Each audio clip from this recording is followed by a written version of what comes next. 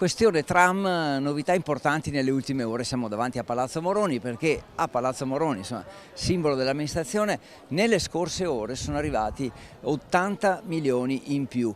Quindi, ricapitolando, c'è la linea SIR 1 che è quella già esistente, la SIR 2 che è quella che coprirà Vigonza e collegherà Vigonza con Rubano, e la SIR 3 che collegherà Volta Barozzo con la stazione ferroviaria. Ebbene, per la SIR 2, dopo uno stanziamento di 23 milioni di pochi mesi fa, proprio in queste ore, dicevo, altri 80 milioni di euro per coprire i costi che sono ovviamente aumentati come tutti i progetti. A questo punto il progetto di Padova diventa uno dei più finanziati d'Italia, ma sentiamo su questo ulteriore finanziamento cosa dichiara l'assessore alla mobilità Andrea Aragona.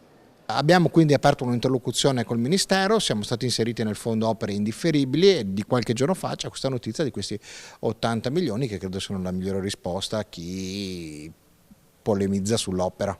E quindi questi soldi serviranno anche a coprire in pratica interamente il SIR 2 come anche il SIR 3, anche quello è coperto interamente, quindi i costi sono già coperti dai fondi stanziati. Sì, siamo completamente coperti, oltre mezzo miliardo per la mobilità sostenibile che porteranno tra l'altro ovviamente un indotto, una ricchezza alla città di Padova. Pensiamo che tutta la provincia di Verona ha la metà dei nostri fondi solo sul tram di PNRR, quindi guardiamo avanti, guardiamo i prossimi anni con un'opera, questa e tante altre più piccole, che cambieranno la città in meglio, rendendola più sostenibile. Anche una dichiarazione del sindaco che era presente, che, insomma, particolarmente arrabbiato, ha detto basta bugie sul tram, evidentemente circolano notizie che non sono vere, quindi ha proprio manifestato l'intenzione nel caso anche di adire le vie legali. Siamo disposti a critiche per migliorare l'opera e chi dice cose non vere, che